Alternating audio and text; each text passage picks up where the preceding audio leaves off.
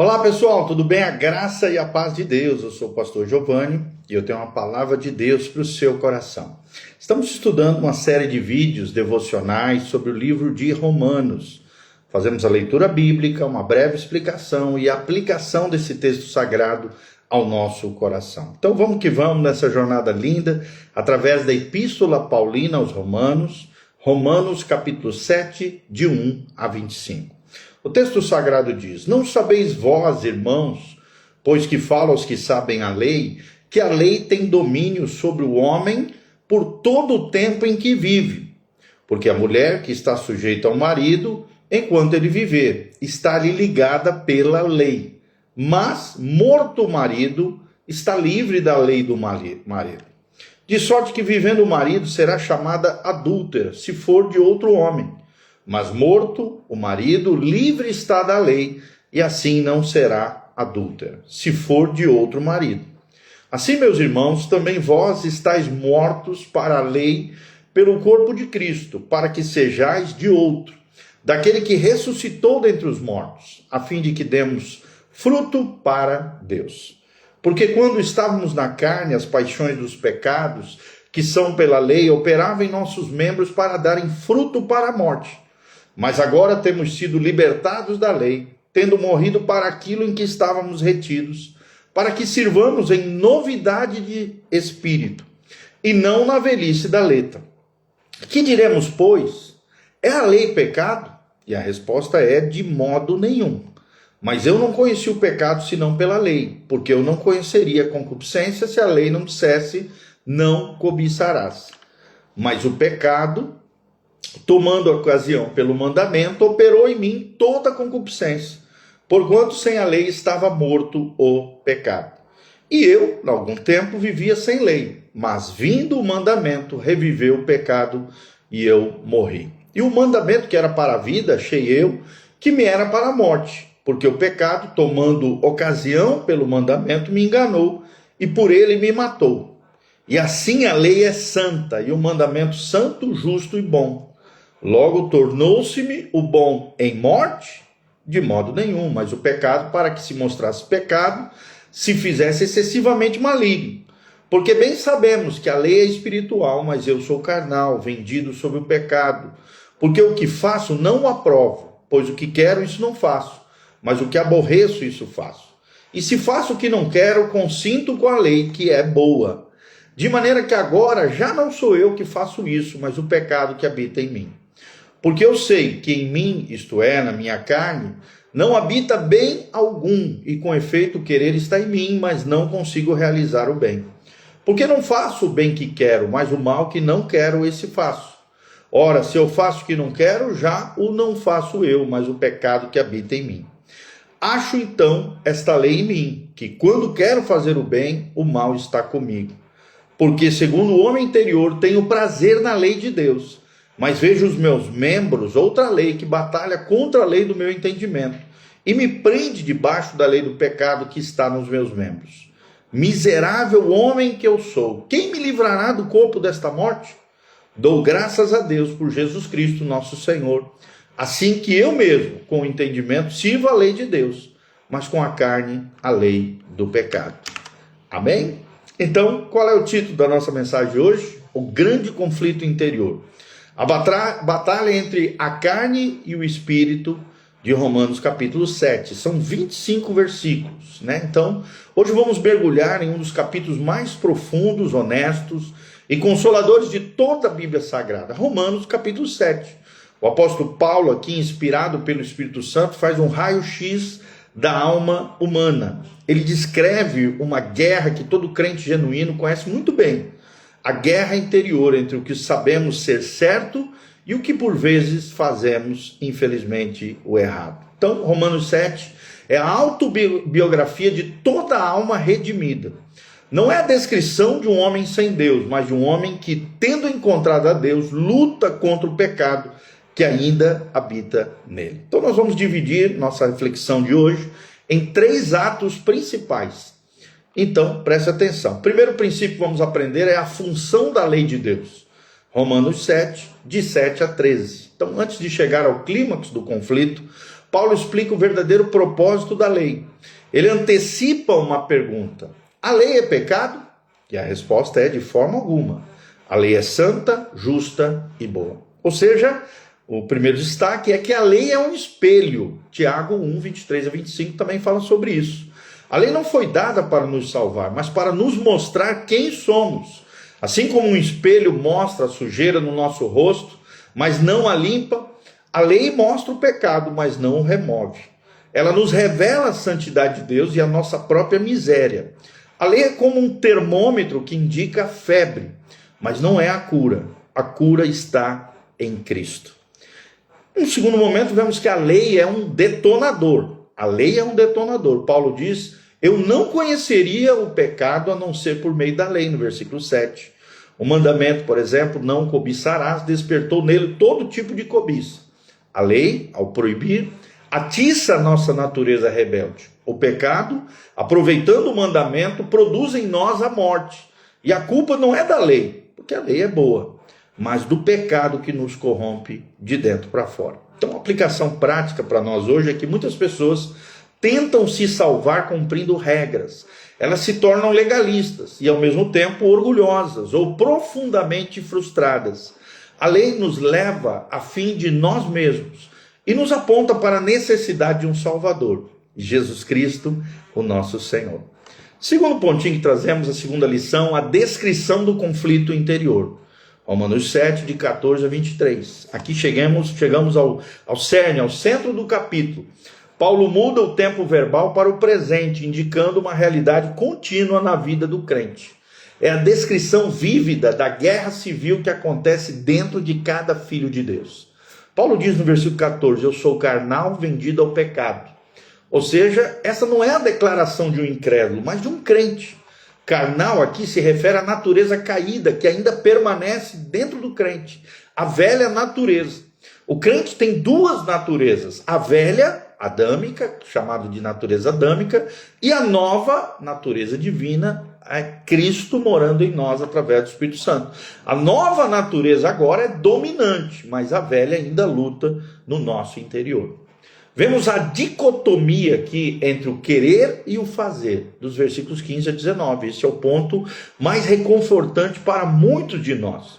Quando Paulo diz: porque não faço o bem que quero, mas o mal que não quero, esse faço. Paulo descreve a frustração do crente que tem a nova mente de Cristo, que ama a lei de Deus, mas esbarra muitas vezes na fraqueza da sua carne. O querer está presente, mas o efetuar o bem, muitas vezes não. Isso não é uma desculpa, é claro, para pecar, mas uma confissão honesta de uma luta real que acontece no nosso coração, no nosso interior. Então, Paulo relata aqui a descoberta de duas leis. Versículos 21 a 23, Paulo identifica duas forças antagônicas em operação dentro da nossa vida, dentro do nosso interior. A lei da mente, que é a nova natureza, que se deleita na lei de Deus, e a lei do pecado, que é a velha natureza, que guerreia contra a lei da mente e nos torna prisioneiros. Então, se você se identifica com essa luta, respire aliviado. Isso não é um sinal de que você não é salvo. É, na verdade, uma forte evidência de que você é de Jesus, é salvo, é crente, é filho de Deus. O incrédulo não se incomoda profundamente com o pecado. A sua angústia interior é prova de que o Espírito Santo habita em você e está trabalhando dentro do seu coração. A pior condição não é a de quem luta contra o pecado, mas a de quem se acomoda com o pecado. Aí entra o terceiro pontinho, do 24 até o primeiro capítulo de Romanos 8, versículo 1. Capítulo 7, então, termina com um grito de desespero que se transforma no mais belo cântico de vitória. É interessante que é importante notar que Romanos 7 não é o fim da história. Ele é a porta de entrada para Romanos 8. O grito de angústia vemos no 24. Desventurado homem que sou, quem me livrará do corpo da morte? E esse é o grito de alguém que já tentou de tudo pela própria força. O corpo desta morta. Era uma expressão vívida do mundo antigo. Alguns tiranos amarravam um cadáver em decomposição nas costas dos seus inimigos até que a morte do cadáver infectasse a pessoa viva. É uma imagem perfeita do pecado que nos gruda e tenta nos contaminar. Mas no 25, parte A, no versículo 25, vemos a explosão de gratidão. Graças a Deus por nosso Senhor Jesus Cristo. A pergunta é quem? E é respondida imediatamente: Jesus. A solução não está dentro de nós, mas fora de nós. Não é a autoajuda, é a ajuda do alto, é a salvação que Jesus oferece. Não é reforma, é regeneração, avivamento interior. E aí logo vemos a transição triunfante para Romanos 8:1. O versículo final do capítulo 7 parece repetir o problema. Assim, eu com a mente sou servo da lei de Deus, mas com a carne da lei do pecado. Mas é apenas um resumo de um diagnóstico. O verdadeiro fechamento vem no versículo seguinte, que é a conclusão lógica de todo argumento.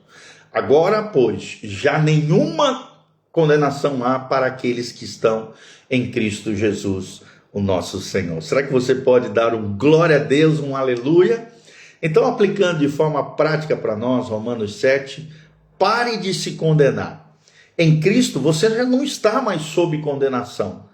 A luta contra o pecado é real, mas a sua identidade em Cristo é inabalável. Segundo lugar, viva pela graça de Deus, não pela lei. A motivação para a santidade não é o medo do castigo, mas o amor e a gratidão a Deus pela graça que nos salvou.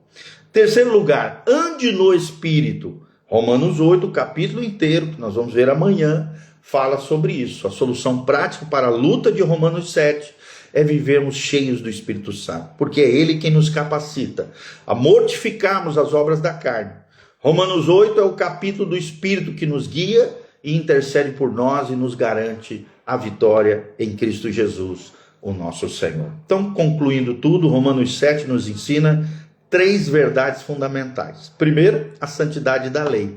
Ela é boa e nos mostra a vontade de Deus. Segundo, a nossa miséria. Sozinho, somos fracos e escravos do pecado que habita em nós. Mas aí vem o terceiro pontinho, a nossa esperança. A vitória não está em nós, mas em Jesus Cristo, nosso Senhor e o nosso libertador. Então você que é a igreja de Jesus, se você está se sentindo como um desventurado homem, do verso 24, levante os olhos para Cristo.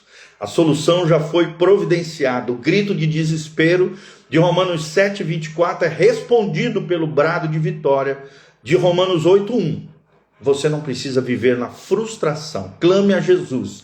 Agarre-se à sua graça. Deixe o Espírito Santo guiar a sua vida, porque a luta continua, mas a guerra já foi vencida na cruz do Calvário. Então vamos terminar com uma breve oração. A oração final é essa: Senhor Jesus, obrigado por Romanos 7. Obrigado por mostrar que a nossa luta não é anormal, mas um sinal de que somos teus filhos. Confessamos a nossa total dependência do Senhor, do teu Espírito. Livra-nos do poder do pecado, assim como já nos livraste da condenação eterna. Encha-nos do teu Espírito, para que na força do Senhor, na graça do Senhor, possamos viver de glória em glória, de fé em fé, em triunfo e vitória. No nome de Jesus, amém e amém. Então, se você foi abençoado nessa ministração, quero mandar um abraço para o FBF Capital, a Jaque Mélio, a Bel Lima, nossos queridos irmãos estão aqui conectados conosco. Que a graça e a paz de Jesus venha sobre você. Não esqueça de dar um joinha, apertar no sininho, seguir o nosso canal PR Giovanni no YouTube, Instagram, Facebook, YouTube, Spotify, Igreja Casa na Rocha. Todos os dias nós estamos aqui trazendo estudos, pregações, aulas de teologia, devocionais para você. Continue conectado conosco, para que você possa crescer, florescer, se desenvolver, amadurecer na palavra de Deus e na unção do Senhor. Tá bom? Aqui no link de descrição também você encontra todas as informações da igreja, horários de culto. Toda terça-feira às 19h30 temos o Instituto Bíblico, Casa na Rocha. Todo domingo, 2 cultos às 9 horas da manhã e às 19 horas. E de segunda a quinta à noite nós temos as nossas células na Igreja Casa na Rocha. Venha nos fazer uma visita, Dr. Camargo, 4555, Zona 2, aqui no centro de Umuarama. 2 cultos, 9 horas da manhã e às 19 horas. Deixe o seu nome, a cidade que você está nos assistindo, o que você achou desse vídeo. Dá um joinha, aperta no hype, escreva aí o que você achou desse vídeo e compartilhe esse link com outras pessoas para que o máximo de pessoas possam assistir esse ensinamento, esse devocional. Aqui no link de descrição também tem todas as informações para a contribuição. Se levante como um cooperador fiel desse canal, desse Instagram, do nosso ministério. Você pode se engajar conosco e se tornar um cooperador fiel nessa obra linda que Deus está fazendo. Desde já agradecemos o carinho, o afeto, o amor dos irmãos com esta obra, e que Deus te abençoe em o nome de Jesus. Amém, amém e amém.